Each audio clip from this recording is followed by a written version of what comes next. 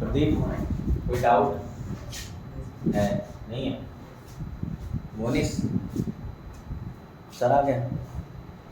तो इनको जो कल जो आए नहीं थे लास्ट क्लास में उनको बता दो थोड़ा सा। हाँ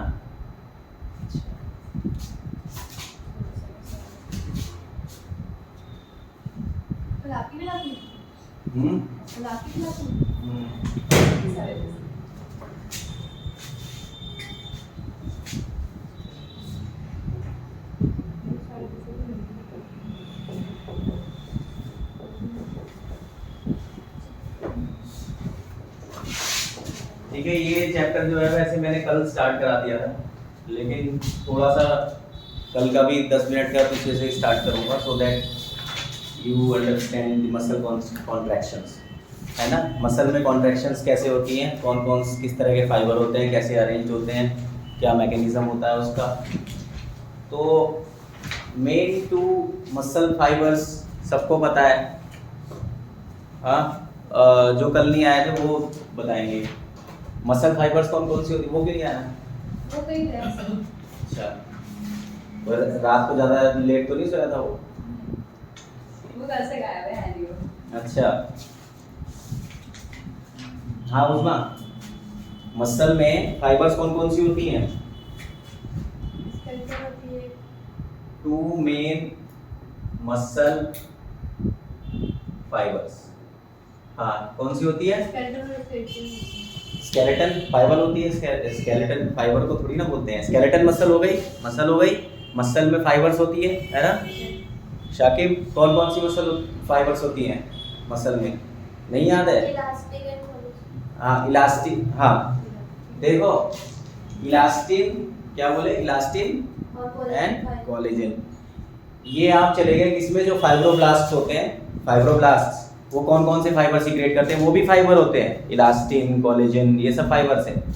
लेकिन अभी हम मसल फाइबर्स की बात कर रहे हैं, स्केलेटल मसल जिसकी बनी होती है। यानी कि अगर हम अपनी खाल यहाँ से उतार देंगे, जितना भी हमें मांस नजर आएगा ना, वो जो मांस होता है जो हड्डी से जुड़ा रहता है, that mass is called skeletal muscle. पता है आपको? मसल और भी तरीके की होती है, स्मूथ मसल भी होती है, विसरल मसल जिसको बोलते हैं, जो ब्लड वेसल में होती है, इंटेस्टाइन में होती है, ठीक है। और एक कौन सी मसल होती है? Cardiac muscle. 3 तरह की मसल्स पढ़ते हैं अभी इस चैप्टर में, because we are talking about the movement and locomotion and everybody knows that in our body the movement takes place with the help of skeletal muscle and skeleton, यानी bone and muscle. Bone and muscle का जो coordinated work होता है, उससे हमारी body में movement और locomotion होता है। Now I am again coming back to my question कि जो हमारी मसल होती है उसमें जो मेन जो उसकी फाइबर्स होती हैं, मसल फाइबर्स होती हैं, वो कौन कौन सी होती हैं? 2 होती हैं, सबको पता है, कल बताया था। नहीं बता? एक्टिन एंड मायोसिन, ठीक है। तो our muscle is composed of myofibrils. Myofibrils कौन कौन सी है? Actin and myosin. एक्टिन होती है लाइट, सबको पता है ये। मायोसिन होती है कैसी? हैवी होती है, डार्क होती है, ठीक है। This is thin and this is thick. तो this is the basic that you should know कि जो एक्टिन मायोसिन है वो थिक है, डार्क है, और जो एक्टिन है वो लाइट है, वो थिन है, ठीक है। और मसल जो करेक्ट हमारी कॉन्ट्रैक्शन रिलैक्सेशन जो मसल में होती है, वो बेसिकली जब फाइबर्स अरेंज होती हैं ऐसे पैरेलली, तो उनके स्लाइडिंग से होती है। ये तो याद होगा आपने क्लास लेवल में भी पढ़ा होगा। तो इसीलिए ये हमारी क्या है, ये हैवी है नीचे, क्योंकि ये स्लाइड नहीं करती है। कौन सी स्लाइड नहीं करती है? मायोसिन। ये जो मायोसिन है ये स्लाइड नहीं करेगी, ये हैवी वाली है। स्लाइड कौन सी करेगी? Actin. Actin slides over the myosin. Now अभी हम इसके स्ट्रक्चर को समझे, उससे पहले हमें थोड़ा सा अल्ट्रा स्ट्रक्चर में रिकैप करा देता हूँ। वैसे तो कल मैंने बता दिया था जल्दी जल्दी से कि एक्टिन का अल्ट्रा स्ट्रक्चर क्या है और मायोसिन का अल्ट्रा स्ट्रक्चर क्या है, जल्दी जल्दी, ठीक है। एक्टिन में क्या होता है? एक्टिन में हम एक्टिन को कोई भी टीचर आपको ऐसे बता सकता है कि इस तरह का अरेंजमेंट होता है ना। तो ये जो बीच का, फॉर एग्जांपल छोड़ो इसको, हम अगर एक्टिन को हम बना लें दूसरे कलर से, ये लाइट वाला है एक्टिन है, ठीक है। और ये जो बीच में हमारा डार्क वन इज मायोसिन। ठीक है, तो हम कैसे रिप्रेजेंट करते हैं? अगर आप बुक में डायग्राम में भी देखोगे एनाटॉमी, तो हम ऐसे लाइन से रिप्रेजेंट करते हैं, लेकिन एक्चुअल में तो ये माइक्रोस्कोपिक होते हैं। अल्ट्रा स्ट्रक्चर अगर आप देखोगे, अगर मैं इस एक्टिन को बड़ा करके आपको दिखाऊं, एक्टिन को एनलार्ज करके, तो ये एक्टिन बेसिकली होता क्या है? एक्टिन के अंदर एक्टिन जो हमें ऐसे ये लाइन की तरह भी हमने बनाया है, ये बेसिकली इसमें 2 चेन होती हैं। ठीक है, 2 फिलामेंट होते हैं एक एक्टिन में। इसको ही बड़ा करके अगर हम देखें तो 2 होते हैं ऐसे कॉइल्ड, जैसे डीएनए के हेलिसिस कॉइल्ड होते हैं ना, ऐसे एक्टिन के फिलामेंट भी कॉइल्ड रहते हैं। ठीक है, समझ में आ रहा है उसमें? ठीक है शाकिब, तो ये क्या रहते हैं? 2 फिलामेंट होते हैं इसमें और वो कॉइल्ड रहते हैं एक्टिन के अंदर। ठीक है, और इनको क्या कहते हैं? प्रदीप याद है कल की क्लास से? F actin. तो एक एफ एक्टिन ये है और दूसरा एफ एक्टिन ये है। So in every actin fiber there are 2 F actin filaments. समझ में आ गया? एक एफ एक्टिन फिलामेंट ये है, एक एफ एक्टिन फिलामेंट ये है। इसके बाद क्या समझना है हमें? सेकंड थिंग कि अब ये जो हमने बनाया है कंटिन्यूअस एक लाइन की तरह, तार की तरह जो बनाया है, ये एग्जैक्टली ऐसा होता नहीं है, जैसे डीएनए में भी नहीं होता। हम हेलिसिस बनाते हैं लेकिन हेलिसिस वैसे होते नहीं है, उनकी तो सब यूनिट्स होती हैं। वो क्या होते हैं? न्यूक्लियोटाइड्स होते हैं, है ना। यहाँ पे भी सब यूनिट्स हैं, यहाँ न्यूक्लियोटाइड्स नहीं है, ये तो प्रोटीनेसियस है, यहाँ प्रोटीन्स हैं। ठीक है, वो प्रोटीन कैसे होते हैं? ग्लोबुलर होते हैं। हमारी बॉडी में ग्लोबुलर प्रोटीन्स होते हैं, ब्लड में भी ग्लोबुलिन्स होते हैं, हमारे मसल में भी ग्लोबुलर प्रोटीन्स हैं, गोल गोल प्रोटीन्स। तो इसके जो सब यूनिट्स हैं वो गोल गोल प्रोटीन्स हैं। ठीक है, तो इसको हम बेसिकली कैसे बनाएंगे? अगर आप बुक में भी देखोगे तो ऐसे बना हुआ है, ऐसे ही बना हुआ है ना, तो इस तरीके का ये होता है। ठीक है, ये वाला भी ऐसे ही रहेगा। तो दीज आर बेसिकली, इसको हम क्या कहेंगे? दीज आर दी सब यूनिट्स ऑफ दी, ये जो गोल गोल प्रोटीन्स हैं, ग्लोबुलर प्रोटीन्स हैं, दीज आर दी सब units of the actin. Actin basically ये दोनों है। ठीक है, एफ एक्टिन जो फिलामेंट है, और उसका सब यूनिट क्या है? Globular protein. इस ग्लोबुलर प्रोटीन को क्या कहते हैं? ग्लोब्यूलर, इसको हम कहते हैं ग्लोब्यूलर एक्टिन। इजी है, एक्टिन फिलामेंट है, उसका सब यूनिट ग्लोबुलर प्रोटीन है, गोल गोल है, उसको ग्लोबुलर एक्टिन कहते हैं। बहुत सिंपल है। ठीक है, तो सिक्रीट करता हूँ। हाँ, ये नहीं, ये स्ट्रक्चरल है, ये कुछ सिक्रीट नहीं करता है। और ये सिक्रीट क्यों करेगा? ये सेल थोड़ी ना। ये मैं अगर गोल गोल बना रहा हूँ तो इसका मतलब ये थोड़ी ना है कि ये सेल है, ये तो प्रोटीन है। समझ गए? ये तो गोल गोल प्रोटीन है, ये क्यों सिक्रेट करेगा कुछ? ठीक है, कुछ सिक्रेट नहीं करेगा। This is the structural component of the actin. ठीक है, ये क्या है? स्ट्रक्चरल कंपोनेंट है। अब आगे देखो, इसमें ये ग्लोबुलर एक्टिन हो गया। अब इसमें और क्या क्या होता है? इसके साथ कुछ एसोसिएटेड प्रोटीन्स होते हैं। अगर हम मायोसिन का देखें, अभी हम मायोसिन का भी देखेंगे, इस वाले का भी बड़ा करके, लेकिन वहां पे हम देखेंगे कि उसके साथ में कोई अलग से एसोसिएटेड प्रोटीन्स नहीं है, इसके साथ एसोसिएटेड प्रोटीन्स हैं। फॉर एग्जांपल, हम जानते हैं हमारी बॉडी में बहुत सारे ऐसे प्रोटीन्स होते हैं, बहुत सारे ऐसे स्ट्रक्चर्स होते हैं जो अपने साथ साथ कुछ और प्रोटीन्स के साथ मिलके काम करते हैं, तो उनको हम कहते हैं एसोसिएटेड प्रोटीन्स। क्या बोलते हैं? एसोसिएटेड। जैसे हमारे एसोसिएट्स होते हैं ना, हम कहते हैं ना कोई हमारे साथ में काम करता है तो उसको हम क्या बोलते हैं? या तो एसोसिएट बोलते हैं या एफिलिएट बोलते हैं। पता है आपको? कंपनीज वगैरह में क्या बोलते हैं? अगर दो कंपनी साथ में मिलके काम कर ले तो उसको बोलते हैं एफिलिएट। जैसे हम यूनिवर्सिटीज को बोलते हैं एफिलिएटेड है, बोलते हैं ना। तो यहाँ these हमसे ये एसोसिएटेड जो इसके प्रोटीन्स हैं वो कौन बताएगा? किसको याद है? कल पढ़ाया था मोनिस। एसोसिएटेड जो हमारा एक्टिन होता है उससे कौन कौन से प्रोटीन उसके साथ होते हैं साथ में एसोसिएटेड प्रोटीन्स? हाँ भाई शीतल, तुम्हें तो वो है ना कंठस्थ। सर बताइए क्या? बताओ जल्दी। क्वेश्चन। हाँ, ये एक्टिन है। एक्टिन में और क्या क्या होता है? ये एफ एक्टिन फिलामेंट है। कल बताया, तुम थे कल? नहीं थे तुम? कहाँ थे तुम? फिर क्या था बीच में? क्या था? ट्रोपोमाइसिन। ठीक है, तो ट्रोपो यहाँ पे एक और फिलामेंट रहेगा फाइबर का, वो क्या, वो इसके पैरेलल ही जाता है। क्या जाता है? पैरेलल जाता है, इसमें फंसा रहता है। उसको हम बोलते हैं ट्रोपोमायोसिन। अब इसका ये नाम कैसे आया ये समझो। ट्रोपो कहां से आया और मायोसिन कहां से आया? ट्रोपो इसलिए आया क्योंकि ये ट्रोपोनिन से इंटरेक्ट करता है। अब ट्रोपोनिन आ जाएगा जगह जगह पे, आ गया ट्रोपोनिन।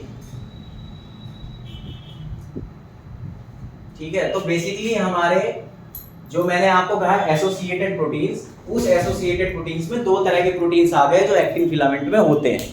समझ में आ गया? ट्रोपोनिन और ट्रोपोमायोसिन। और ट्रोपोमायोसिन को हम क्यों कह रहे हैं ट्रोपोमायोसिन? उसका रीजन यही है कि एक तो ये ट्रोपोनिन से इंटरेक्ट कर रहा है, ट्रोपोनिन से, ठीक है, और दूसरा ये मायोसिन से भी इंटरेक्ट करता है। ठीक है, कैसे करता है वो आप अभी समझेंगे, क्योंकि आपको पता है यहाँ पे कैसे अरेंज है, एक्टिन है ऊपर और नीचे क्या है, मायोसिन, चिपके हुए हैं ना, यानी कि ये किसी न किसी तरीके से तो एक दूसरे से इंटरेक्ट कर रहे होंगे। दो अगर फाइबर्स एक साथ इतने क्लोज प्रॉक्सिमिटी में हैं, पैरेलली अरेंज्ड हैं, यानी कि वो कहीं ना कहीं किसी साइड पे एक दूसरे से इंटरेक्ट भी कर रहे होंगे। ठीक है, तो ये ट्रोपोमायोसिन इस फिलामेंट को हम इसीलिए कहते हैं कि because it interacts with the troponin as well as myosin. ठीक है, तो यहां तक ये समझ में आ गया। अब मायोसिन का स्ट्रक्चर देखते हैं कैसा होता है, इसको इनलार्ज करके देखते हैं, दिस वन। ठीक है, ये एग्जैक्टली होता कैसा है मायोसिन। मायोसिन में क्या होता है, इस तरीके से उसमें ग्लोबुलर हेड होता है। ठीक है, ग्लोबुलर हेड होगा, फिर वो ऐसे नीचे जाएगा। तो ये तो हो गया उसका हेड।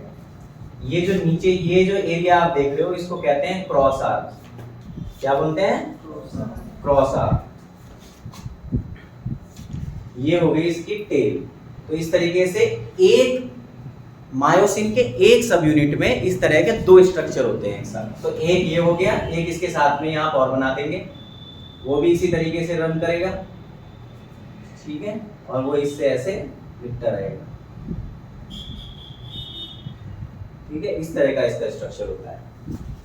यहाँ पे ये क्रॉस आर्म हो गया, ये हेड हो गया। ये क्रॉस आर्म और हेड जो होते हैं मिलके ये हैवी होते हैं, यानी कि अगर इसको हम इलेक्ट्रोफोरेसिस में रन कर देंगे, इसको स्प्लिट करके यहाँ से, तो हैवी वाला कौन सा है, ये पीछे रह जाएगा, ये हैवी है। और कौन आगे भागेगा, ये। हम क्यों बोलते हैं इसको हैवी और लाइट? कभी भी जब हम हैवी लाइट बोलते हैं, चाहे वो हम बोले एंटीबॉडीज के लिए कि हैवी चेन लाइट चेन, या हम इसके लिए बोले या और भी चीजों के लिए बोलते हैं, वो हम बोलते हैं on the basis of their migration on electrophoresis gel. वो आप बायोटेक्नोलॉजी में पढ़ोगे इलेक्ट्रोफोरेसिस क्या होता है। तो उसमें हम चीजों को दौड़ाते हैं ना जेल के अंदर, तो जो लाइट होता है वो नीचे जाता है, तो उसके आधार पे कहा जाता है। ठीक है, तो इसको जब साइंटिस्ट लोगों ने रन किया होगा जेल पे, तो ये ऊपर रह जाता है हिस्सा और ये नीचे भाग जाता है। इसीलिए इसको, अब इस यूनिट को, सब यूनिट को हम बोलते हैं मैरोमायोसिन। क्या बोलते हैं? मैरोमायोसिन। तो इसीलिए जो हैवी वाला है इसको बोलते हैं HMM, यानी कि हैवी मैरोमायोसिन। ठीक है, ये क्या हो गया, हैवी मैरोमायोसिन। और ये क्या हो जाएगा फिर, LMM, लाइट मैरोमायोसिन। मेरोमायोसिन, मेरा मायोसिन। ठीक है, तो मेरोमायोसिन इज बेसिकली क्या है, वो क्या है, सब यूनिट है। ठीक है, इसकी सब यूनिट क्या है, ग्लोब्यूलर एक्टिन। इसकी सब यूनिट क्या है, मेरोमायोसिन। अब मेरोमायोसिन में इसके अलावा हमें क्या जानना है, ये तो हमने जान लिया। जो सबसे मोस्ट इंपॉर्टेंट थिंग है, मोस्ट इंपॉर्टेंट थिंग क्या है, मोस्ट इंपॉर्टेंट थिंग है कि ये किस तरीके से, एक मायोसिन किस तरीके से एक्टिन से इंटरेक्ट करता है। इंटरेक्ट जब दो प्रोटीन आपस में करते हैं, कैसे करते हैं, एक्टिव साइट पे बाइंड करते हैं। ये तो एंजाइमोलॉजी है, एंजाइमोलॉजी है ना, सबको पता है एंजाइम काइनेटिक्स। दो एंजाइम अगर एक दूसरे से कनेक्ट कर रहे हैं, यानी कि दो प्रोटीन अगर एक दूसरे से इंटरेक्ट कर रहे हैं, तो इसका मतलब उन दोनों ही प्रोटीन में एक एक्टिव साइट है जहां पे वो लॉक एंड की मैकेनिज्म होता है ना, वहां पे वो एक दूसरे से इंटरेक्ट करते हैं। तो यहाँ पे भी क्या है हमारे पास, ये जो इसके हेड्स हैं, ग्लोबुलर हेड्स, इसमें एक्टिव साइट है। तो एक एक्टिव साइट हमने इसमें भी बना दिया, एक एक्टिव साइट हमने इसमें बना दिया। तो ये एक्टिव साइट जो है वो किस चीज की है, एक्टिव साइट फॉर, हाँ, एक्टिन बाइंडिंग। एक्टिन बाइंडिंग, यानी कि ये साइट अगर ओपन रहेगी, एक्सपोज रहेगी, तो ये एक्टिन से बाइंड करेगा। समझ गए? तो ये अगर ऐसे, अगर ये एक्टिन है और ये इसके नीचे अगर मायोसिन है, तो ये इस तरीके से होता है, देख रहे हो? इस तरीके से ऐसे बना रहे हैं ना। स्ट्रक्चर क्या है इसका? ऐसे है ना स्ट्रक्चर, ऐसे ही और जुड़े रहते हैं इसके साथ, क्योंकि मैंने क्या बताया कि ये एक सब यूनिट है, यानी कि इसकी पूरी चेन में ऐसे बहुत होंगे, तो ये इस तरीके से रहते हैं। तो ये जो इसका ये हेड आ गया, ग्लोबुलर हेड, ये इससे कब इंटरेक्ट करेगा? ये इससे तब इंटरेक्ट करेगा जब ये साइड एक्सपोज्ड रहेगी। बट इन नॉर्मल कंडीशन, यानी कौन सी कंडीशन? जब किसी तरीके की कोई स्टिमुलस नहीं है, कोई एक्साइटेशन नहीं है। समझ रहे हो? जब हमें कोई स्लाइडिंग नहीं चाहिए बेसिकली मसल में, resting position, no sliding in the muscle, उस कंडीशन में क्या होता है, ये जो ट्रोपोनिन मैंने यहाँ पे बनाया हुआ है वो बेसिकली यहाँ है। कहाँ है? यहाँ। ये तो एक साथ रहते हैं दूसरे के ऊपर पैरेलल, वो ट्रोपोनिन यहाँ है, और ये ट्रोपोमायोसिन ऐसे है। ये बेसिकली ऐसे होता है स्ट्रक्चर। कनेक्ट करके समझ पा रहे हो ना दोनों चीजों को? हाँ, मॉर्निंग होता है। दोनों चीजों को कनेक्ट कर पा रहे हो? तो हमारे रेस्टिंग पोजीशन में क्या है? रेस्टिंग पोजीशन में ये दोनों एक दूसरे के पैरेलल है, ठीक है? ये इसके नीचे है बिल्कुल, और ये इसका जो ये हेड है उस पे ट्रोपोनिन और ट्रोपोमायोसिन बैठा हुआ है। तो active in a resting position in normal condition, the active site of the meromyosin is masked. हम क्या बोलेंगे? इन नॉर्मल कंडीशन, यानी कि ऐसी कंडीशन जब कोई स्टिमुलस नहीं है, हमें किस तरह का कोई कॉन्ट्रैक्शन नहीं चाहिए। In normal condition the active site of the meromyosin is masked. इसको बोलते हैं मास्किंग, मास्क्ड बाय ट्रोपोनिन, ठीक है, एंड ट्रोपोमायोसिन। अगर एग्जाम में फंस जाओगे, अगर ट्रोपोमायोसिन ट्रोपोनिन भी दे देगा तो मोस्ट सुटेबल आंसर ट्रोपोनिन है, ठीक है? ट्रोपोमायोसिन भी वही काम कर रहा है मास्किंग का, ट्रोपोनिन भी, लेकिन अगर आप फंस जाओगे तो ट्रोपोनिन है most suitable answer. Troponin is the main protein which mask the active site, ठीक है? ट्रोपोमायोसिन तो उसको हेल्प करता है, ठीक है? अब आ जाओ इसमें ट्रोपोनिन। मैंने यहाँ पे ट्रोपोनिन क्या से बनाए हैं? तीन बनाए हैं, तीन बनाए ना, यानी कि इसके 3 सब यूनिट होते हैं, ठीक है? वो हमें पूरा उसके बारे में जानने की जरूरत नहीं है, उतना डिटेल में हमारे सिलेबस में है नहीं, बस आपको ये पता होना चाहिए ये ट्रोपोनिन है हमारे 3, एक टी है, एक सी है, एक आई है, TCI, ठीक है? Subunit T, subunit C and subunit I. Further उसके डिटेल्स में हमारे को जाने की जरूरत नहीं है, हमें बस इतना पता होना चाहिए कि ट्रोपोनिन जो होता है उसका फंक्शन होता है मेरोमायोसिन की एक्टिव साइट को मास्क करके रखना। क्योंकि अगर हमारे ट्रोपोनिन खराब हो जाएंगे तो क्या होगा? क्या होगा? कौन सी बीमारी होती है जब ट्रोपोनिन खराब हो जाते हैं? कॉन्ट्रैक्शन नहीं होगा। हाँ, स्पैम्स में क्रिस्टल बनते हैं ना। गलत बोल रहे हो, कॉन्ट्रैक्शन नहीं होगा। हाँ, पढ़ा है, टेटनस पढ़ा है। हाँ, टेटनस सर, उसमें ये पेनफुल मसल कॉन्ट्रैक्शन उसको बोला जाता है, यानी कि मसल कॉन्ट्रैक्टेड स्टेट में रहेगी, कॉन्ट्रैक्ट होती चली जाएगी। क्या होता चला जाएगा? कॉन्ट्रैक्ट होती चली जाएगी। मसल कॉन्ट्रैक्शन अभी मैकेनिज्म जब आगे मैं बताऊंगा तब आपको समझ में आएगा। स्टिमुलस आता है तो मसल कॉन्ट्रैक्ट होता है, ठीक है? और मसल कॉन्ट्रैक्शन किसकी वजह से होता है? कैल्शियम की वजह से भी होता है। कैल्शियम पढ़ा था ना हमने, फाइबर में कैल्शियम होता है पिछली क्लास में। तो क्या होगा? अगर ट्रोपोनिन मास्क करके नहीं रहेगा तो ये साइट ओपन रहेगी, साइट ओपन रहेगी तो लगातार मसल कॉन्ट्रैक्शन होगा, because this site is responsible for the muscle contraction, ठीक है? तो यहाँ ट्रोपोनिन क्या कर रहा है? क्योंकि ट्रोपोनिन यहाँ पे बाइंड है तो वो इसको थाम के रखे हुए है, ठीक है? ट्रोपोनिन जब तक यहाँ बाइंड रहेगा तो ये इससे फिजिकली इंटरेक्ट नहीं कर पाएगा, क्योंकि यही इसकी स्लाइडिंग कराता है। Muscle contraction is basically the sliding of the actin filament, ठीक है? अगर आपका एक्टिन फिलामेंट स्लाइड नहीं करेगा तो आपका मसल कॉन्ट्रैक्शन नहीं होगा। और एक्टिन फिलामेंट को स्लाइड धक्का कौन देता है? मायोसिन देता है, और मायोसिन उसे धक्का नहीं दे पाए इसलिए ट्रोपोनिन पकड़ के रखता है। आप ये समझ सकते हो जैसे मायोसिन की और एक्टिन की लड़ाई हो रही है, और मायोसिन कह रहा है कि हट, इसे बताता हूँ अभी, और ट्रोपोनिन उसको थामे हुए। ट्रोपोनिन जब हट जाएगा तो उसको जाके धक्का दे देगा, मसल कॉन्ट्रैक्शन हो जाएगा। समझ में आ गया यहाँ तक सबको? ठीक है, अगर यहाँ तक समझ में आ गया तो उसके बाद हम मैकेनिज्म को देख सकते हैं मसल कॉन्ट्रैक्शन के। ठीक है, इसमें एक चीज और होती है वो भी बता देता हूँ आपके यहाँ। This is the active site for the actin and there is another active site. किस चीज की होती है? ATP binding. ATP binding. ATP क्यों चाहिए इसको? Active site for ATP. ठीक है, एटीपी हाइड्रोलाइसिस होता है तो उससे एनर्जी रिलीज होती है। ठीक है, muscle contraction is a energy requiring process. ठीक है, तो उसको केवल और केवल इससे नहीं होगा कि ट्रोपोनिन हट जाए, साथ में उसको एनर्जी भी चाहिए, क्योंकि ये कैसे करता है, ये ऐसे करता है, ये ऐसे करता है, यूं ऐसे, समझ रहे हो? तो आप समझ रहे हो किसी भी तरीके के मूवमेंट के लिए, लोकोमोशन के लिए एनर्जी चाहिए होती है। तो एनर्जी कहाँ से आएगी? That energy comes from the ATP hydrolysis here in this case. ठीक है, एटीपी तो रहेगा ही रहेगा। एटीपी कैसे बनता है उसके दो मैकेनिज्म है, वो आगे बताऊंगा, अलग अलग दो मैकेनिज्म कि एटीपी जो मसल में आएगा मसल कॉन्ट्रैक्शन कराने के लिए, उसके सोर्सेज क्या क्या हो सकते हैं। ठीक है, अभी इसको यहाँ तक उतार लो ये सारा फटाफट से। जिन्होंने लास्ट क्लास में थे उन्होंने तो उतार रखा होगा भाई, पीछे का ही नहीं चल रहा। हाँ,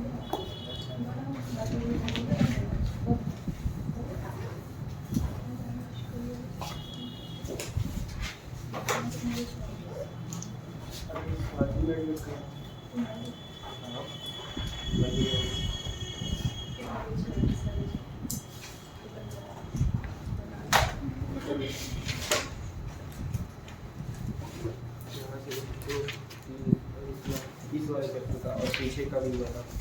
पीछे का देखिए, इससे पीछे का भी है, वो बाद में ले लेना।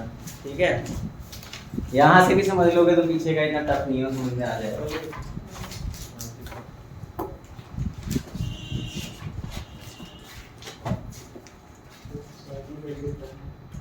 अमोनिस तेरे को तो उतारना नहीं होता कभी। कभी उतार तो दिया। अच्छा, ये वाला उतार रखा है। हाँ, ये वाला मेरे पास।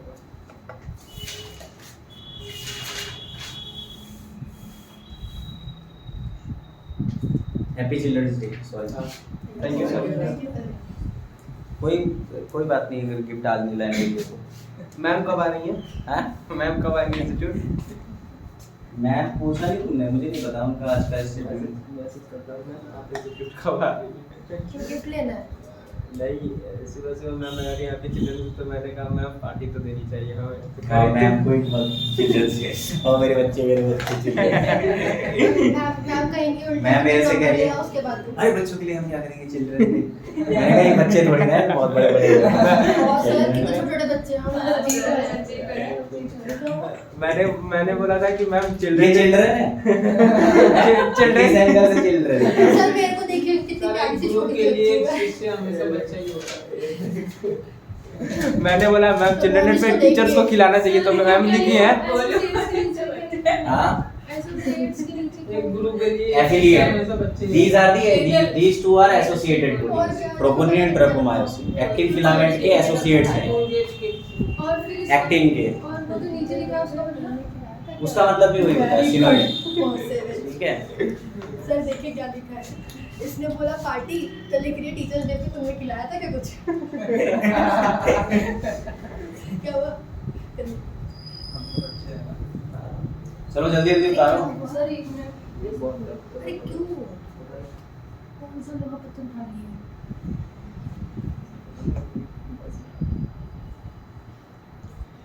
ये लिख लेना, ये हैवी मेरोमायोसिन लाइट, ये नहीं बताया। बस कर, पार्टी चाहिए। ज़्यादा मत पार्टी मार, वरना कहेंगे नंबर बढ़ाओ, उसके बाद पार्टी मिल जाएगी, चिट्ठी देंगे।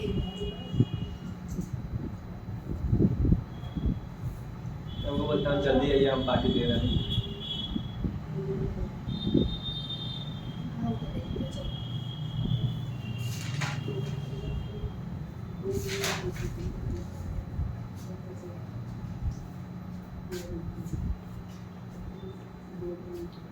सर ये ट्रोपोनिन का प्रोटीन होता है, ट्रोपोमायोसिन। ट्रोपोनिन नहीं, ट्रोपोनिन बाइंड रहता है ट्रोपोमायोसिन पे।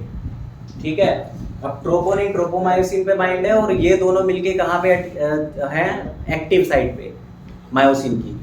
अब देखो आप ये कह सकते हो कि ट्रोपोमायोसिन, जब ये ट्रोपोमायोसिन ये है जो मैंने फिलामेंट बनाया रेड कलर का, आप ये कह सकते हो कि ट्रोपोमायोसिन जब मायोसिन से इंटरेक्ट करता है तो वो कौन सी साइट्स होती है जहाँ इंटरेक्ट करता है, जहाँ पे ट्रोपोनिन है। आप देख रहे हो यहाँ रेगुलर इंटरवल्स पे ट्रोपोनिन है, तो ये जब मायोसिन से इंटरेक्ट करेगा ये उस पोजीशन पे करेगा जहाँ पे ट्रोपोनिन है। ठीक है, ये समझ सकते हो।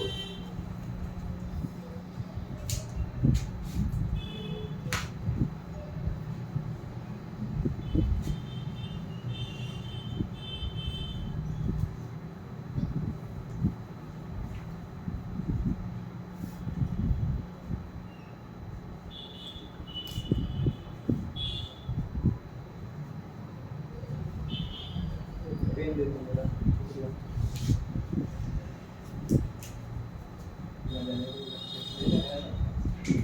यार ये बहुत मोटा है, इससे लिखा ही नहीं जा ले ले रहा।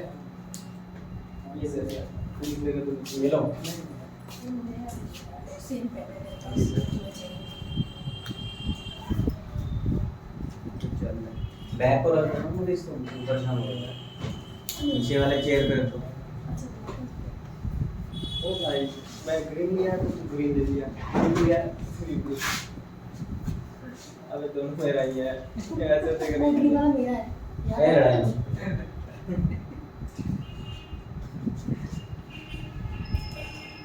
कैसे खुद से मारते हैं, मेरा पहले तेरे ग्रीन वाला पे मेरा है। सर ये ग्रीन से क्या लिखा है? हाँ, ग्रीन से लिखा है एनलार्ज, इसको मतलब एनलार्ज करके यहाँ दिखाया है, ये लिखा हुआ है, और ये इसका एनलार्ज वर्जन है। ठीक है, लेकिन हम इस केस में जब हम देख रहे हैं तो एक सब यूनिट देख रहे हैं, लेकिन केवल ये ऐसे जुड़ा रहता है आपस में, ऐसे यहाँ पे दूसरा तीसरा चौथा ऐसे आ जाएगा। ठीक है,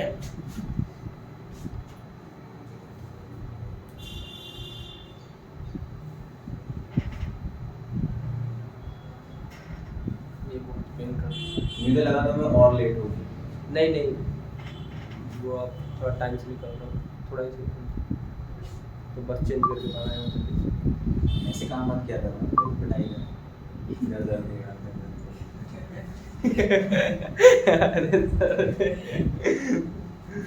हो गया, मिटा दो। सर ये बोलता था कि बस मैं ये लड़की को देखता है, किसी ने मार दिया। गलत बात। अरे सर तो आंख बंद करके चल गो। दिख जाता तो देखता हूँ। तभी तो पिट के आया आज। सब बात टीचर से नहीं बताएंगे। सर पता है इसका एक मारा हुआ 3 दिन तक दर्द करता है। शांत हो जाओ। हाँ, मैरोमाइसिन का हाँ। यूनिट है, सब यूनिट है। ये मेरोमायोसिन सब यूनिट है, मायोसिन फिलामेंट की। मायोसिन रहेगा फाइबर, ठीक है, तो मायोसिन फाइबर में ऐसे बहुत सारे मेरोमायोसिन एक साथ जुड़े रहते हैं, तब जाके एक मायोसिन जो बुक में देखोगे डायग्राम है ना, और HMM तो बताइएगा। एक बार वो आगे वाला डायग्राम निकालो। अब ये देखो, जो इसमें हम ये मायोसिन देखते हैं ना, बीच में ये पूरा मायोसिन है, यहाँ से लेके यहाँ तक, ये डार्क वाला जो है, तो इसमें बहुत सारे हैं। ये ऊपर देख रहे हो टंडी टंडी ऐसे दिखाया है, यानी कि वो एक मायोसिन का है। ठीक है, several meromyosin of this type combined to form a myosin filament. ठीक है सर और एक्टिन ऐसे रहेगा। LMM और HMM। हाँ, HMM हेड और क्रॉस आर्म, ये दोनों मिलके they form the HMM of the meromyosin, heavy meromyosin. And ये जो टेल है इसकी, दिस इज ये द light- लाइट मेरोमायोसिन, ये लाइट होती है।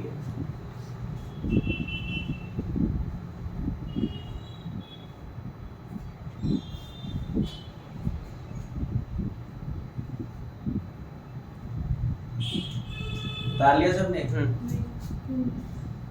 किसका रह गया?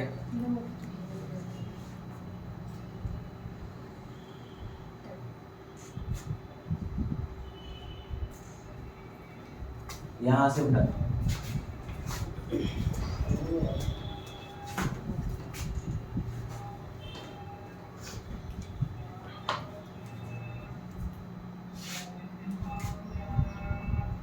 ऐसे होती है ना हमारी फिल्म, ये फाइबर कट रहा है सर। लंबी, ठीक है, तो ये जो हम पढ़ रहे हैं ना अभी, these fibers, actin and myosin fibers, ये इसके अंदर ही होते हैं, सेल के अंदर होते हैं। These are the microfilaments. तो जब ये अंदर रहेगा तो पैरेलल अरेंज रहता है ऐसे अंदर में, ठीक है।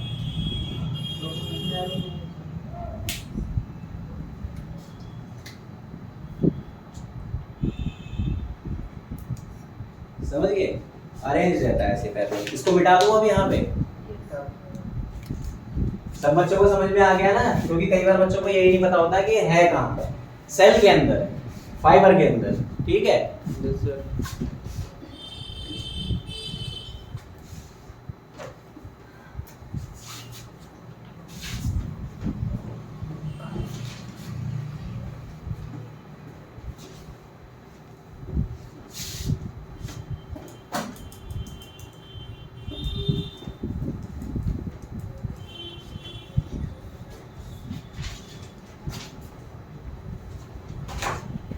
चलो अब हम क्या देखेंगे,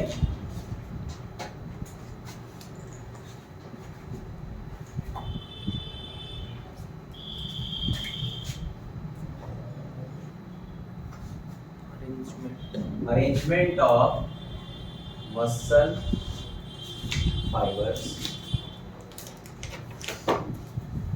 विदिन दी सेल। सेल में देखते हैं कैसे अरेंजमेंट होता है। तो एक यूनिट होता है ना जिसमें फाइबर अरेंज रहते हैं आपस में, उसको एक यूनिट को एक सार्कोमेयर कहते हैं। क्या कहते हैं? सार्कोमेयर। आपको पता है मसल से रिलेटेड जो चीज है उसमें हम सार्को लगाते हैं। इसका साइटोप्लाज्म क्या है? सार्कोप्लाज्म। इसका प्लाज्मालेमा सार्कोलेमा है, ठीक है। तो उसी तरीके से इसको हम क्या बोलते हैं? सार्कोमेयर।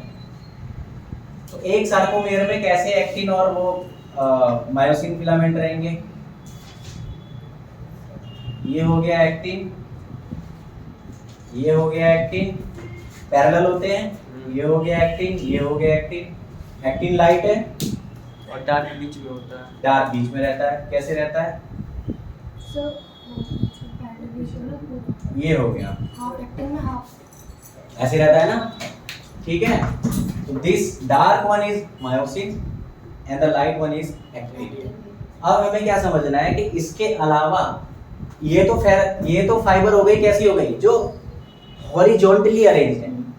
तो दे आर, ये आ भी जाता है question, they are parallel to each other and also to the horizontal axis of this cell. ये ऐसे भी पूछा जा सकता है, ठीक है। उसमें जैसे बदल के दे देगा आपको, ठीक है। तो आप हमेशा ध्यान रखना, जो फाइबर होती हैं उसका अरेंजमेंट अगर पूछेगा तो कैसे होती है? एक्टिन और मायोसिन की parallel to each other and also parallel to the horizontal axis of the cell. और कौन सी ऐसी फाइबर होगी जो पैरेलल ना होके वर्टिकल रहेगी? कौन सी होती है? जिससे हम इसका बोलते हैं, क्या बोलते हैं? जी line, M line. G line क्या है? जी लाइन आती है यहाँ पे, ये जी लाइन। इसलिए इसको ऐसे करके आप ज्यादातर बुक्स में देखेंगे ऐसे करके बनाते हैं। ये ऐसा नहीं है कि ये ऐसी होती ही है, वो समझाने के लिए जी है तो ऐसे करके बनाते हैं। तो जी लाइन कहाँ पे है? यहाँ, जहां से हमारा ये सार्कोमेयर एक जी लाइन से दूसरे जी लाइन पे हमारा सार्कोमेयर रहता है। यहां से इसका मतलब दूसरा वाला सार्कोमेयर स्टार्ट हो जाएगा। कैसे? वो भी बना लेते हैं, ऐसे हो जाएगा, दूसरा वाला स्टार्ट हो जाएगा।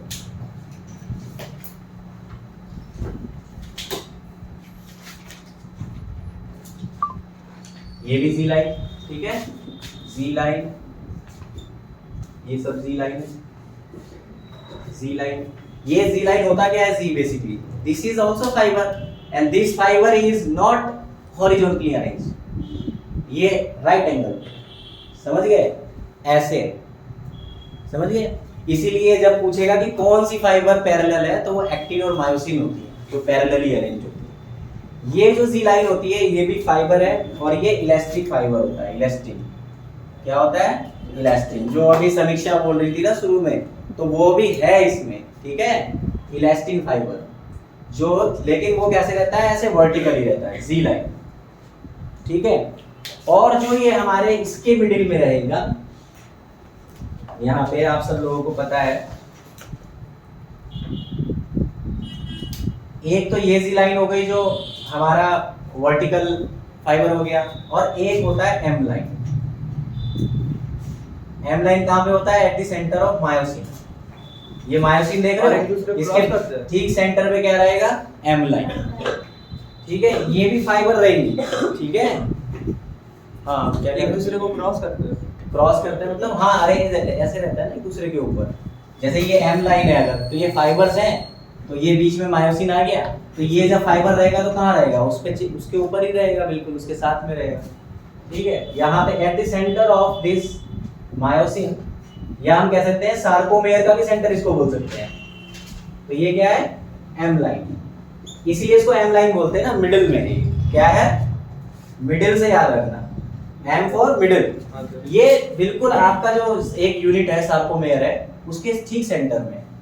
ठीक है, ये बिल्कुल ठीक सेंटर में। इसको कैसे याद रखोगे? जी जैसा, जैसे जी जैसा आपके जैसे, ये जी लाइन है। तो जी लाइन क्या होता है? वो सार्कोमेयर के बिल्कुल पेरीफेरी पे होता है। सार्कोमेयर है जैसे हमारा, एक जी लाइन ये रहा, एक जी लाइन ये रहा, M line at the centre. ठीक है, समझ गए? अब इसमें हम बात करते हैं, आपने पहले भी अगर पढ़ा होगा, I band, A band, H zone पढ़ते हैं ना। तो अब देखो इसको समझना, आई का मतलब क्या है आप मुझे बताओगे, मैं नहीं बताऊंगा, आप खुद मुझे बताओगे। आई बैंड, आई से यहाँ पे क्या है? आइसोट्रोपिक। ठीक है, आइसोट्रोपिक, आई माने आइसोट्रोपिक। आइसोट्रोपिक क्या होती है? Same arrangement, same arrangement, same property. Same property का मतलब होता है आइसोट्रोपी। आइसोट्रोपी यानी सेम प्रॉपर्टी। एन आइसोट्रोपी यानी कि डिफरेंट प्रॉपर्टी। N isotropy. ठीक है, तो हमारे यहाँ पे आई बैंड है और ए बैंड है। अब आप मुझे बताओ आई बैंड कहाँ से कहाँ तक है और ए बैंड कहाँ से कहाँ तक है? कोई भी बता सकता है। आइसोट्रोपी कहाँ पे है? सर जो सर, यहाँ से साथ हाँ बताओ। सर जो एक्टिंग के अरेंजमेंट है, सिर्फ एक्टिंग के अरेंजमेंट और जेड लाइन, वो आई बैंड है। वो आई बैंड है, यानी कि इसमें आप जब देखोगे तो अगर आप ऐसे इसको नापोगे ऐसे करके, तो जहां पे केवल एक सिंगल टाइप की आए आपको, वो आई बैंड है केवल। और वो कौन सी? केवल एक्टिन, मायोसिन नहीं, क्योंकि यहाँ बीच में देखोगे तो केवल मायोसिन अकेला आ रहा है, तो मायोसिन का आई बैंड नहीं बोलते। लेकिन एक्टिन जहाँ पे अकेला है, यानी कि आप टिश्यू को अगर पूरा ऐसे देखोगे तो उसमें एक्टिन एक्टिन हो केवल। यानी कि अगर मैं अपने टिश्यू को काट दूं, मेरा टिश्यू है, मैं इसको कट कर दूं ऐसे, और मेरे हाथ में केवल एक्टिन आए, केवल एक्टिन आए, तो वो मेरा आई बैंड है।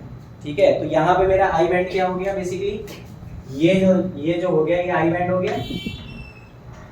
ठीक है, ये आई बैंड हो गया, ये भी आई बैंड है यहाँ से लेके यहाँ तक। Yes sir. पर बीच में तो जेड लाइन आ रहा है ना। जी लाइन आती है आई बैंड के बीच में। ठीक है, ये आई बैंड है। आई माने आपको याद कैसे रहेगा? आइसोट्रोपी, यानी कि दो तरह की फिलामेंट नहीं है वहां पे, फाइबर दो तरह की नहीं है, एक तरह की फाइबर है, वो आइसोट्रोपिक बैंड है। तो आइसोट्रोपिक बैंड यानी कि एक्टिन का बैंड। तो एक्टिन का जेड लाइन भी एक्टिन से बना होता है। जी लाइन नहीं बना होता, इससे बना होता है, मैंने पहले ही बता दिया, इलास्टिन फाइबर होता है, इलास्टिक फाइबर। ठीक है, अब ए वाला बैंड कहाँ आएगा? सर जो मायोसिन और वो एक्टिन वाली साइट है ना, जो दोनों आई बैंड के बीच में, वो आई बैंड है, वो ए बैंड है। The length of the myosin, that is the A band. The length of the myosin, पूरा myosin A band है। तो ये क्या है?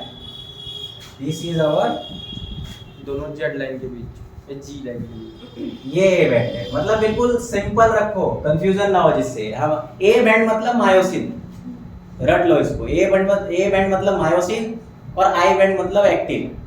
लेकिन एक्टिन जहाँ पे अकेला रहेगा, तो एक्टिन को हम पूरे को नहीं कवर करते, इसीलिए जहां अकेला रहेगा, क्योंकि वो आइसोट्रोपिक है। ठीक है, ये एन आइसोट्रोपिक है, ये खुद बता रहा है कि मेरे अंदर एन आइसोट्रोपी है, यानी कि अब मेरे अंदर दो तरह के फाइबर है। तो ये जो एक ए बैंड होता है, इसमें एक्टिन भी होता है और इसमें मायोसिन भी होता है, इसीलिए इसको एन आइसोट्रोपिक कहा जाता है। ठीक है, ये सब समझ गए?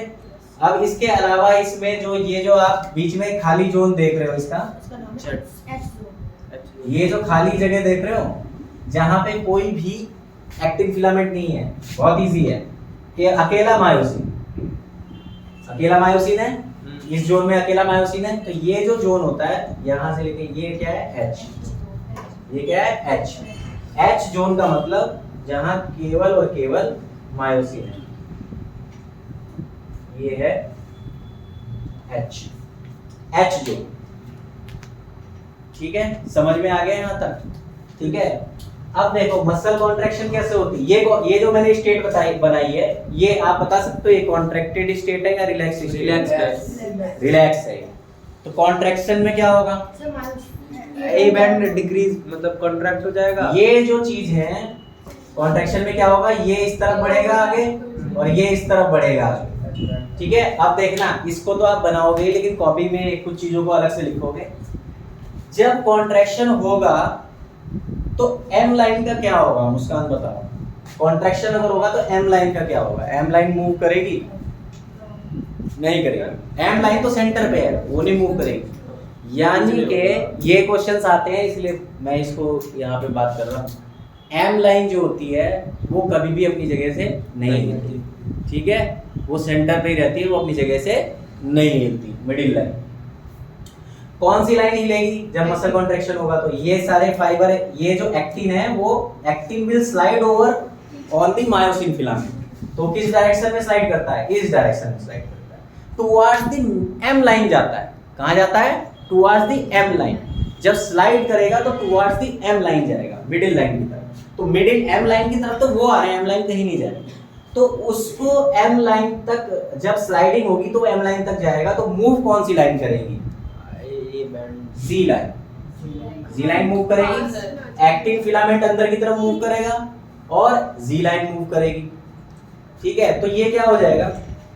जी लाइन तो अपने प्लेस पे रहेगा ना सर? नहीं मूव करेगी। इसके साथ ठीक है, तो ये जी लाइन जो आप अभी यहाँ देख रहे हो वो जी लाइन हो सकता है और पास में आ जाए, ऐसे आ जाए पास में, समझ गए?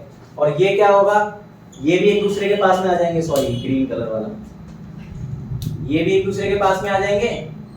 ठीक है, मायोसिन कहीं नहीं जाएगा, मायोसिन अपनी जगह पे ही है। ठीक है, ये मायोसिन है, मायोसिन अपनी जगह पे ही है।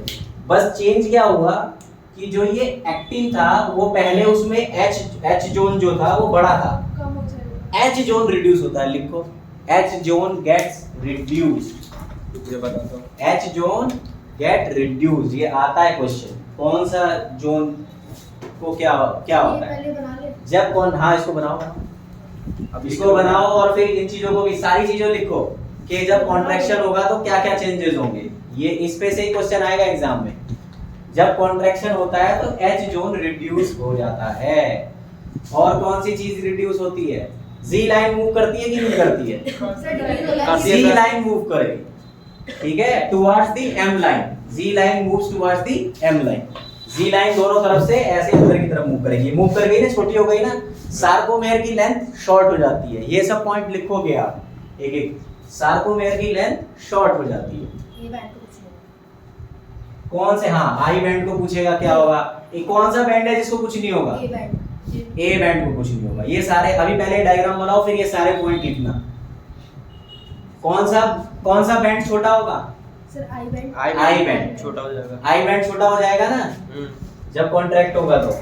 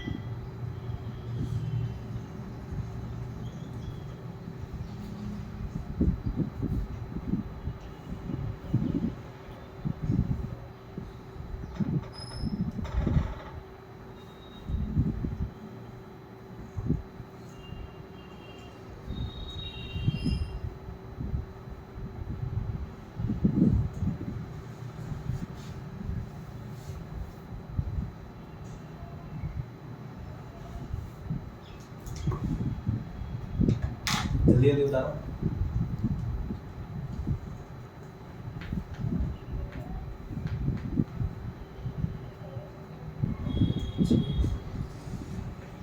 हाँ, क्या कर दूसरे ने अभी?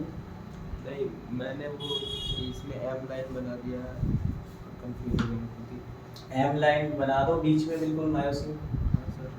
मायोसिन के बिल्कुल सेंटर में एम लाइन बना दो।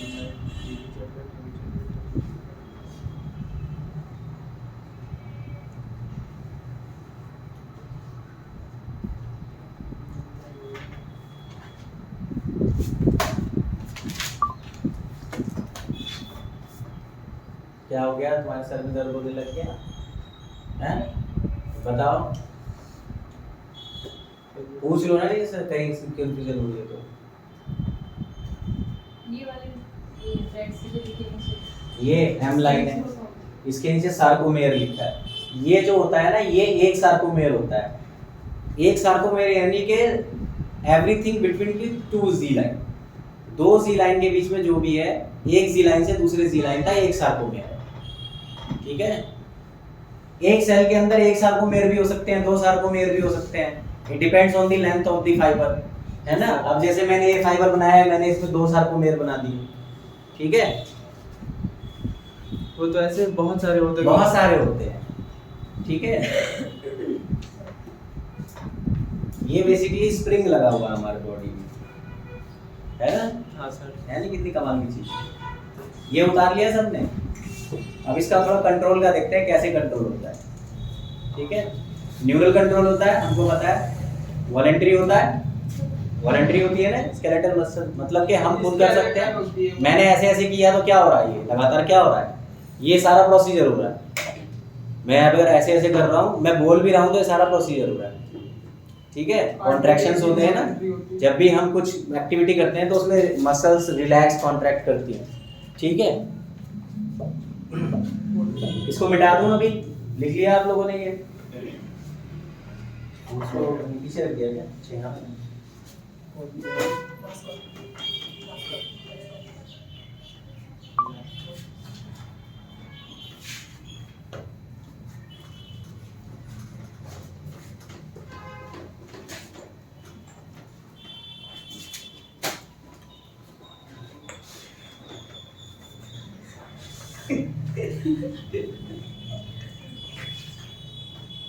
मुझे ही बता दो चुटकुला।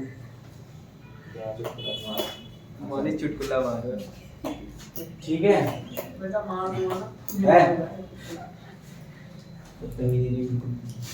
ठीक है, अब हम क्या पढ़ेंगे? मैकेनिज्म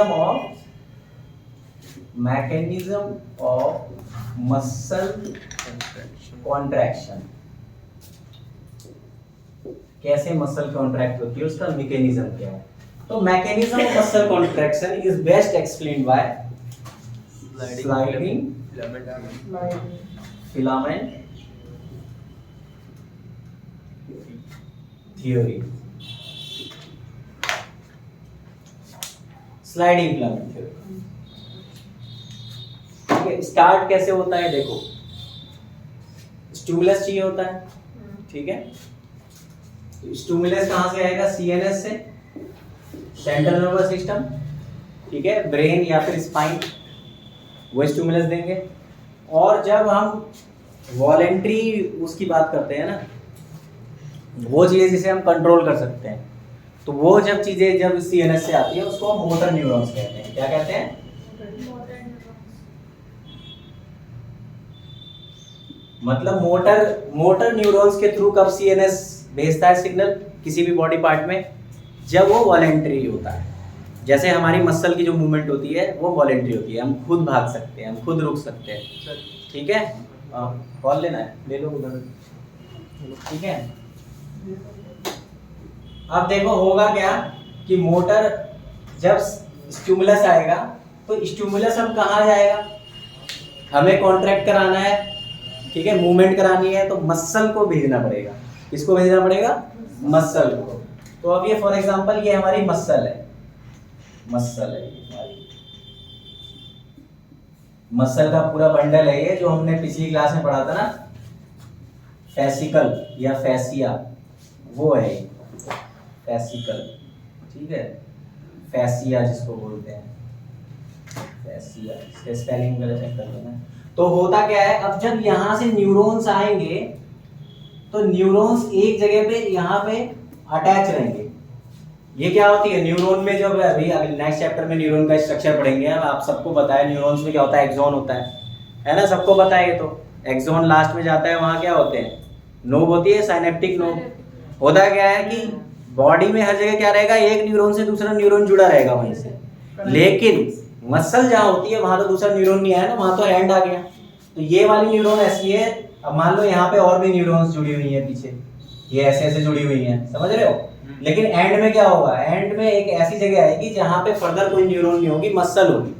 तो वहाँ पे मसल और न्यूरॉन का अटैचमेंट होगा। तो उस चीज को हम क्या कहते हैं पता है, इसको हम बोलते हैं न्यूरो मस्कुलर, क्या बोलते हैं, junction. Very good, neuro muscular junction. इसको एक चीज और बोलते हैं, क्या बोलते हैं, ये न्यूरॉन्स हैं, ये आपको पता है न्यूरॉन्स है, और ये मसल है, इस दोनों को मिला के क्या कहेंगे, neuron plus muscle, motor unit. क्या बोलेंगे, मोटर यूनिट। Motor unit. ये मोटर यूनिट हो गई, और ये जो जंक्शन है जहां पे ये जुड़ा हुआ है, ये न्यूरोमस्कुलर जंक्शन हो गया। इसको एक चीज और बोलते हैं, क्या बोलते हैं, देखो जब नीट की तैयारी करनी होती है तब तो सारे सिनोनिम याद करने पड़ते हैं, क्योंकि वो तो एमसीक्यू में कुछ भी दे सकता है। तो इसको हम एक नाम और इसका है, वो क्या है, मोटर एंड प्लेट। क्या नाम है, मोटर एंड प्लेट। अब इसने सिग्नल दिया सीएनएस ने मोटर न्यूरॉन्स के थ्रू, ये यहाँ आ गया मसल में, तो वो तो कैसा सिग्नल होता है, न्यूरल इंपल्स होता है, इलेक्ट्रिकल होता है, ठीक है। कल किसको झटका लगा था, अच्छा हाँ तुम लोग उसमें एकेडमिक में ऐसे मैंने छुआ, पट्टा से करंट लगा। हमारे बॉडी में होता है ना इलेक्ट्रिकल वो, ठीक है।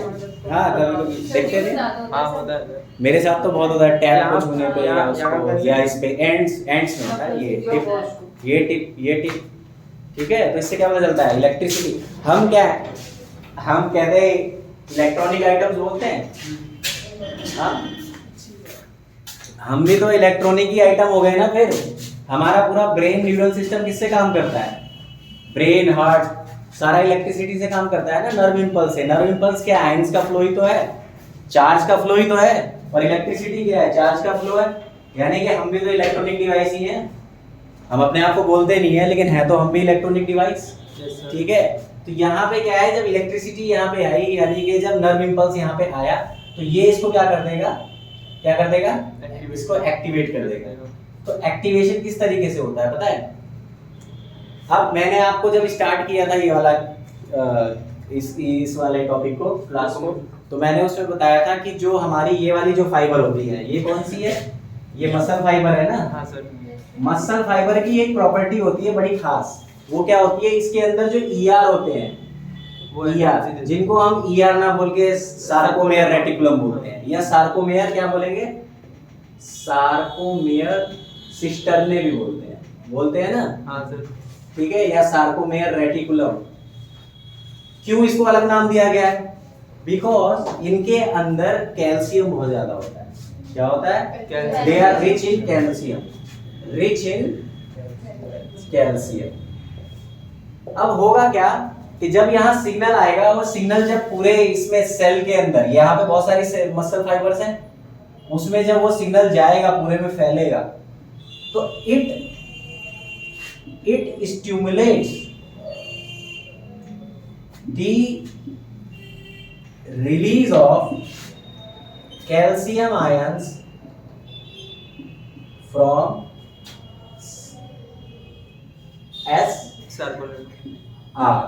सार्कोमेयर रेटिकुलम, ठीक है। क्या हो गया, सार्कोप्लाज्मिक रेटिकुलम, इसको क्या बोलेंगे, सार्कोप्लाज्मिक रेटिकुलम।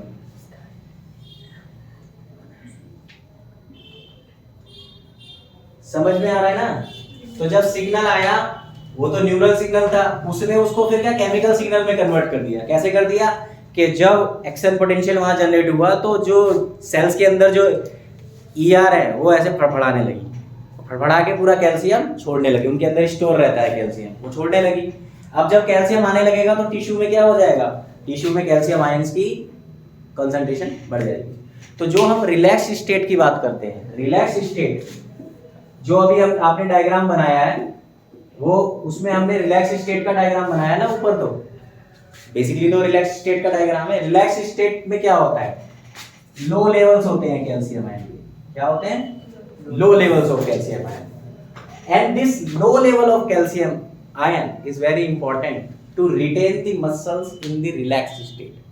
अगर आपका लो लेवल नहीं रहेगा कैल्शियम आयंस का तो इसका मतलब वो बीमारी है। अगर कैल्शियम आयंस ज़्यादा है तो उसमें क्या होगा, आपकी मसल कॉन्ट्रैक्टेड ही रहेगी, क्योंकि ये लो लेवल होने से क्या होता है कि जो हमारी जो मेरोमायोसिन होती है, मायोसिन, उसकी जो एक्टिव साइट है वो मास्क रहती है। हमने मायोसिन बनाई थी, ठीक है, ये मायोसिन हो गई, इसकी एक्टिव साइट है, ये मास्क है ना, ठीक है, मास्क है ये। लेकिन होता क्या है, जब कैल्शियम आयन के लेवल्स इंक्रीज हो जाते हैं तो इस केस में, in case of a stimulus, जो अभी हमने यहाँ पे देखा है, जब स्टिमुलस के केस में कैल्शियम आयन इंक्रीज हो जाते हैं तो these calcium ions can compete with the myosin के साथ कंपीट करते हैं, किसके लिए, ट्रोपोनिन के लिए। यानी कि आप ये कह सकते हो कि ट्रोपोनिन की दोस्ती किससे है, मायोसिन से है, लेकिन उसका और भी अच्छा करीबी दोस्त कौन सा है, कैल्शियम। तो जब कैल्शियम आ जाएगा तो ये इसको छोड़ देगा, क्या कर देगा,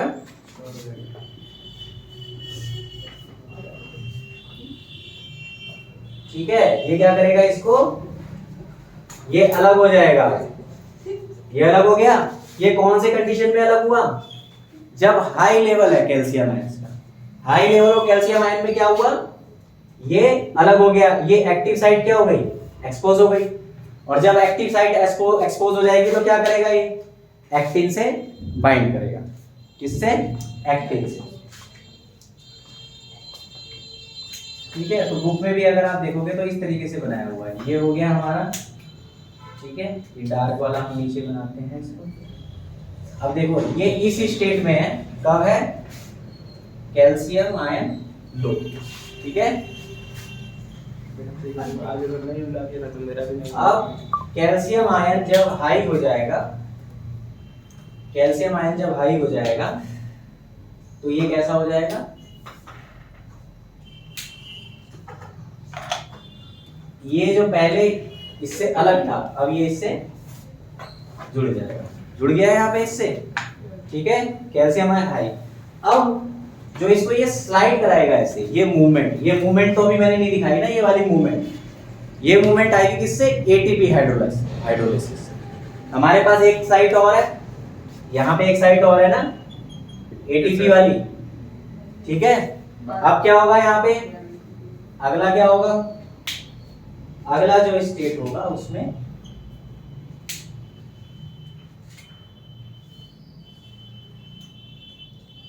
इसको आप ऐसे दिखाएंगे,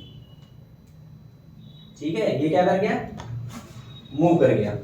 और ये किसकी वजह से मूव किया, एटीपी हाइड्रोलाइसिस, एटीपी से क्या बन गया, एडीपी, पायरोफॉस्फेट। और इससे जो एनर्जी रिलीज होगी, क्या रिलीज होगी, एनर्जी, उस एनर्जी से ये इसको स्लाइड किया, क्या किया, स्लाइड किया। अब ये कब हो रहा है, ये सब हो रहा है high level of calcium ion condition, जब स्टिमुलस है। लेकिन एक बात ध्यान रखना कि जो स्टिमुलस होते हैं ना बहुत शॉर्ट लिव्ड होते हैं, अगर फर्दर और स्टिमुलस नहीं आएगा तो कॉन्ट्रैक्शन रुक जाएगा वहीं पे। तो स्लाइडिंग फिलामेंट थ्योरी को कैसे एक्सप्लेन किया जाता है, उसमें ऐसे एक्सप्लेन किया जाता है कि लो से उसको स्टार्ट किया जाता है, तो लो में रिलैक्स स्टेट है, ऐसे दोनों अलग अलग हैं, दोनों में किसी तरह का कोई इंटरेक्शन नहीं है, ठीक है। और जब कैल्शियम आयन हाई होता है तो वो उससे बाइंड करता है, उसके बाद एटीपी हाइड्रोलाइसिस होता है, उसको बेंड करता है, स्लाइडिंग करता है उसकी। उसके बाद क्या होगा, कैल्शियम आयन फिर से लो हो जाएंगे क्योंकि फर्दर स्टिमुलस नहीं आ रहा है। तो समझ रहे हो, फर्दर कंसिस्टेंट स्टिमुलस चाहिए अगर हमें लगातार कॉन्ट्रैक्शन कराना है। और बुक में वो भी दिया हुआ है कि लगातार जब कॉन्ट्रैक्शन होता है तो क्या होता है, उसको भी बताऊंगा अभी। तो यहाँ पे क्या हुआ, अब जब दोबारे यहाँ पे क्या होगा, अब दोबारा से कैल्शियम आयन लो हो जाएगा, यहाँ हमने दोबारा लो कर दिया उसको, यहाँ पे लो है, यहाँ पे हाई है, इधर दोबारा से लो हो गया, लो हो गया तो कौन सी स्टेट आ गई, यही वाली स्टेट आ गई। तो ये जो साइकिल है ना, बेसिकली ये साइकिल, यही स्लाइडिंग फिलामेंट थ्योरी है, ठीक है। एनर्जी का रिलीज बता दीजिए। एनर्जी रिलीज यहाँ पे हो रहा है। तो वो कैसे हो रहा है सर? एटीपी बाइंडिंग साइट होता है, तो एटीपी आके बाइंड करता है ना फिर? हाँ, एटीपी आके उस पे बाइंड करता है और हाइड्रोलाइज हो जाता है इंटरेक्ट करके उसके साथ एक एक्टिव साइट पे, जो एटीपी वाली एक्टिव साइट है। अच्छा, ठीक है। और एटीपी जब स्प्लिट होगा, एनर्जी निकलेगी, उस एनर्जी का इस्तेमाल करके फिर मैरोमायोसिन क्या करेगा, उसको धक्का देगा आगे, ऐसे स्लाइडिंग। ठीक है, तो वो स्लाइड होगा। अब क्या होगा, अगर रिपीटेड अगर रिपीटेड स्टिमुलस आएगा, तो वो पहले एक ने किया, फिर दूसरे ने किया, फिर तीसरे ने किया, तो इसको हम क्या कहते हैं, रिपीटेड मसल कॉन्ट्रैक्शन।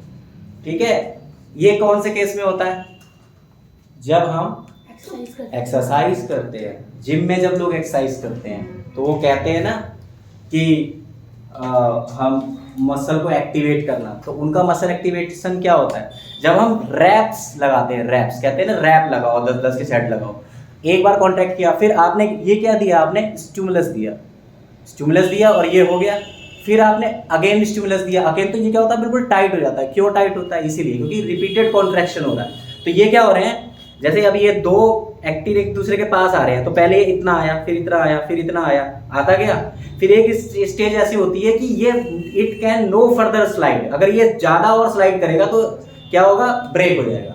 तो ये होता है जिम में, उनका पर्पज ही यही होता है।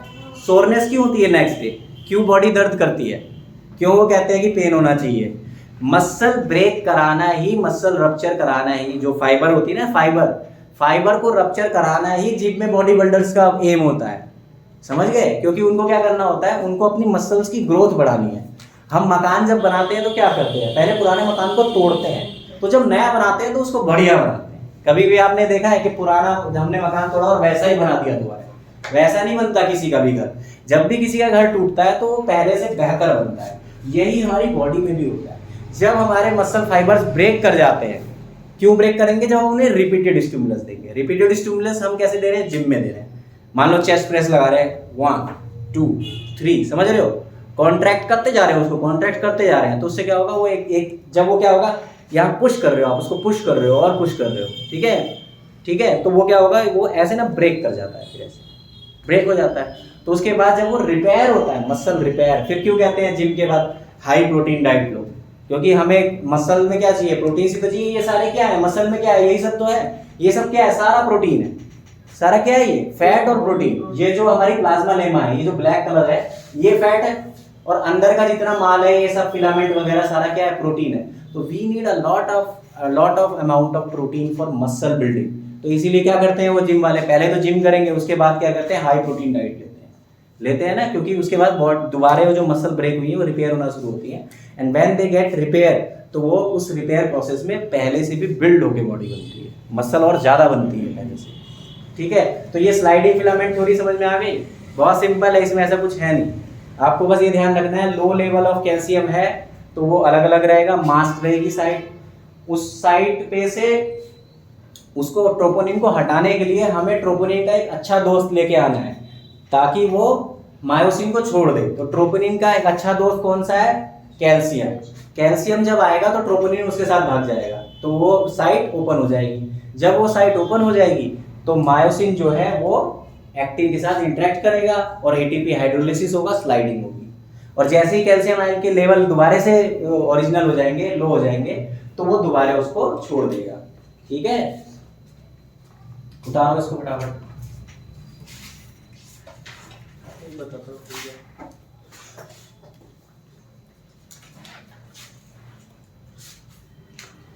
ये वाला उतार लिया, इसको मिटा दूं? नहीं सर, अभी तो कुछ भी नहीं था।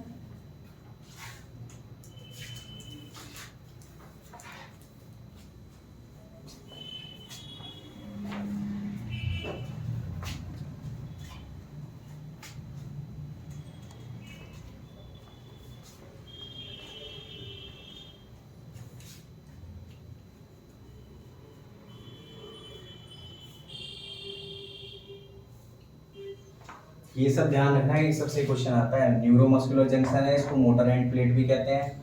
मोटर न्यूरॉन ये है, और मोटर यूनिट क्या होती है, मोटर यूनिट में न्यूरॉन होती है और मसल होती है। ठीक है, और स्टिमुलस आने पे क्या होता है, स्टिमुलस आने पे ईआर से कैल्शियम आयन रिलीज होता है। ठीक है, पूरा सीक्वेंस हमें याद होना चाहिए। फिर वो कैल्शियम आयन जब जाएगा वो ट्रोपोनिन से इंटरेक्ट करेगा, जब वो ट्रोपोनिन से इंटरेक्ट करेगा तो जो एक्टिव साइट है मेरोमायोसिन की वो एक्सपोज हो जाएगी, फिर वो एक्टिन के साथ इंटरेक्ट करेगा और एटीपी हाइड्रोलाइसिस होगा, देन उसके बाद स्लाइडिंग हो जाएगी।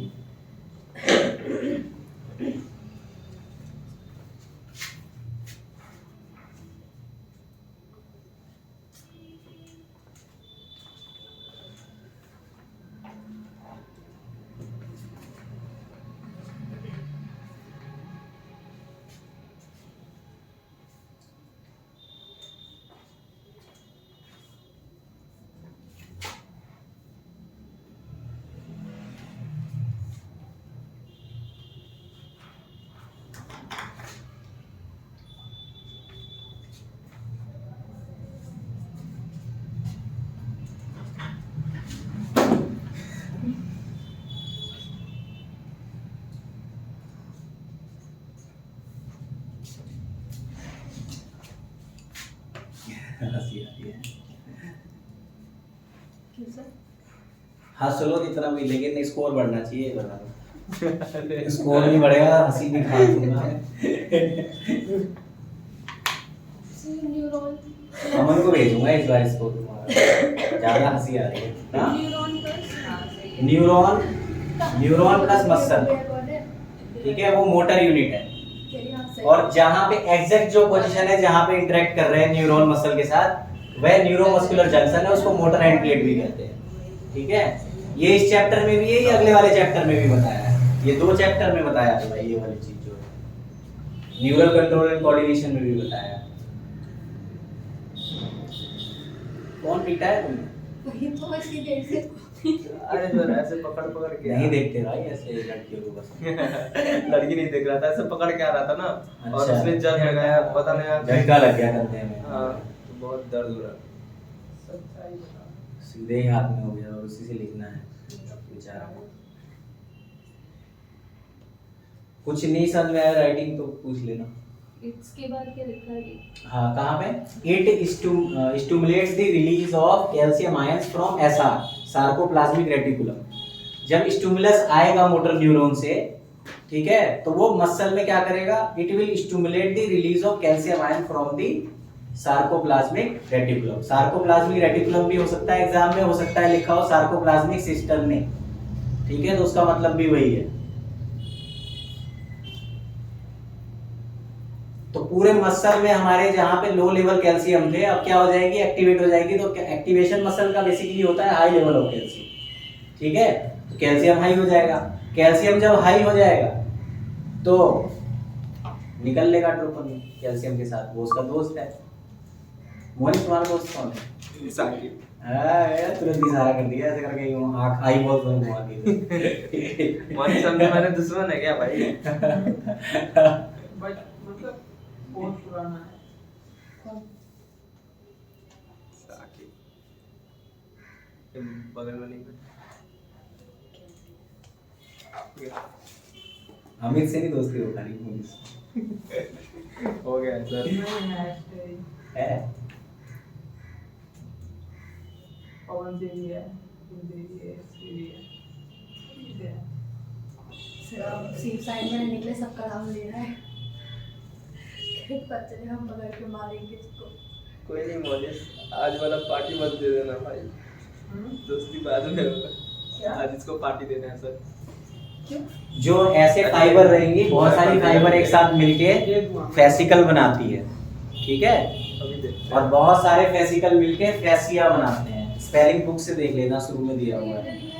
हाँ, एटीपी बन गया, और एनर्जी से पहले क्या? एनर्जी से पहले मतलब Release ये रिलीज दिखाया मैंने, ऐसे ही दिखाते हैं ना release, fluorescence energy release, heat में हीट के फॉर्म में रिलीज होगी, उसको कैसे दिखाते हैं?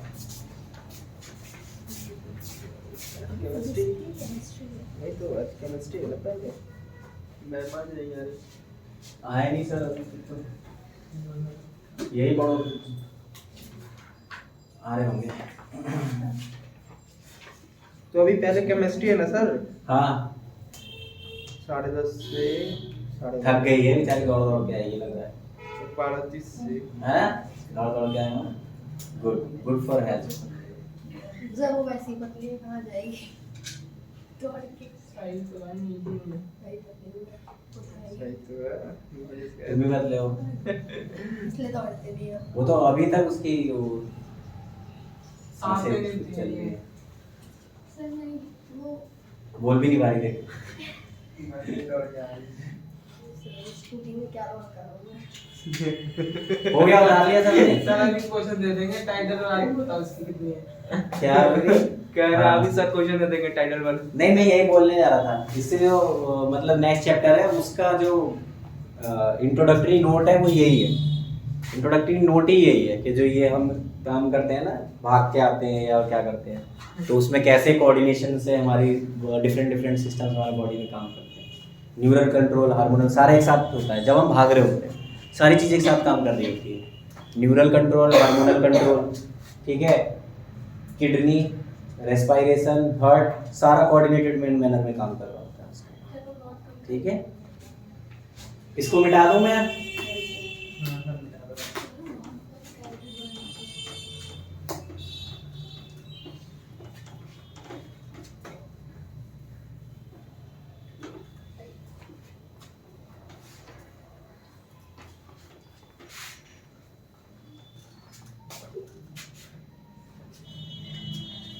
ठीक है, अब देखो, अगर मान लो कि इन केस ऑफ एक्सरसाइज, जब एक्सरसाइज कर रहे हैं रिपीटेड कॉन्ट्रैक्शंस हो रहे हैं, अगर रिपीटेड कॉन्ट्रैक्शंस हो रहे हैं तो उसका मतलब क्या होता है उसका, हमें बहुत ज़्यादा एटीपी चाहिए होंगे रिपीटेड कॉन्ट्रैक्शंस के लिए।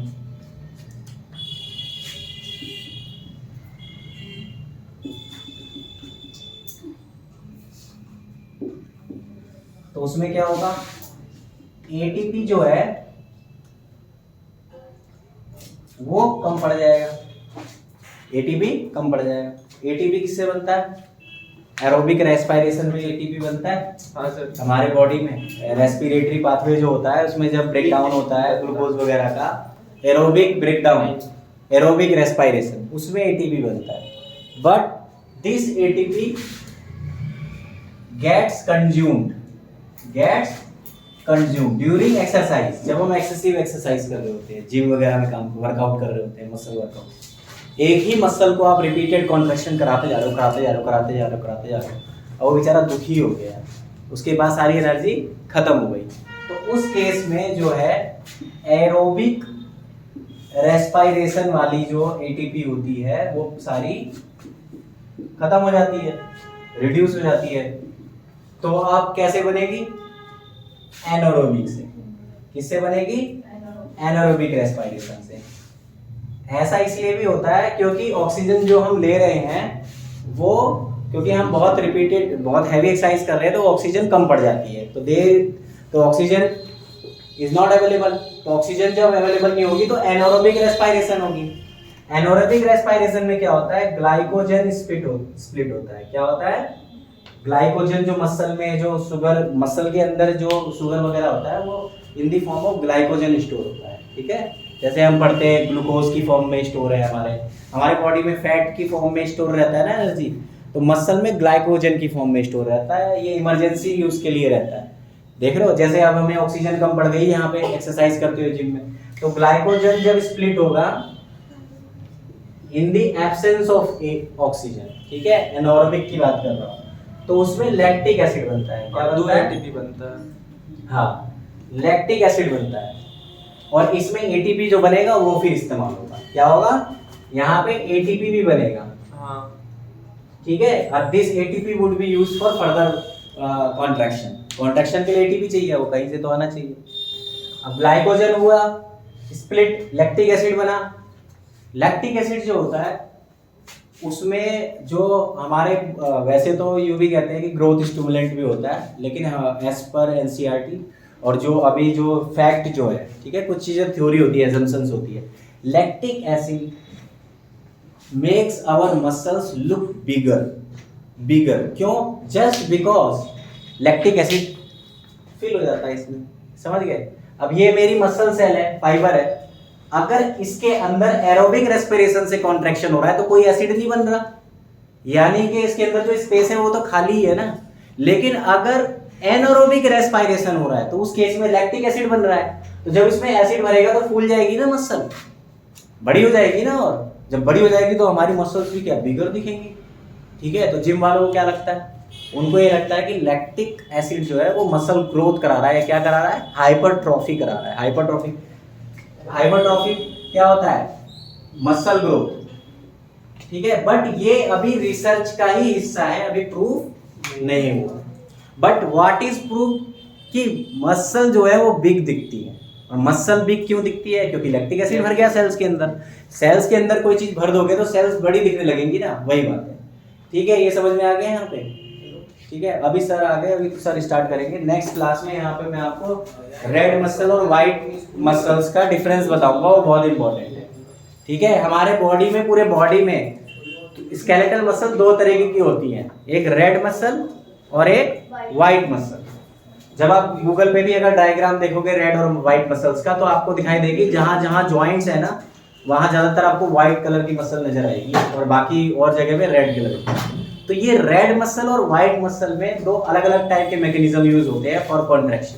उसको नेक्स्ट क्लास में करेंगे, तो ये चैप्टर फिर यहाँ पे ये खत्म हो जाएगा। स्केलेटल मसल वाला रह जाएगा, इसका क्या रह जाएगा, स्केलेटल मसल। स्केलेटल मसल आपको न्यू मैम कराएंगी, वो स्केलेटन, सॉरी मसल नहीं स्केलेटन, जो इसका स्केलेटन है वो न्यू मैम कराएंगी, क्योंकि आपको पता है वो एक्सपर्ट है फॉरेंसिक की, दिल्ली यूनिवर्सिटी टॉपर है।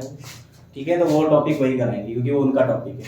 ठीक है, तो यहाँ पे इसको मैं खत्म कर रहा हूँ कि सर आगे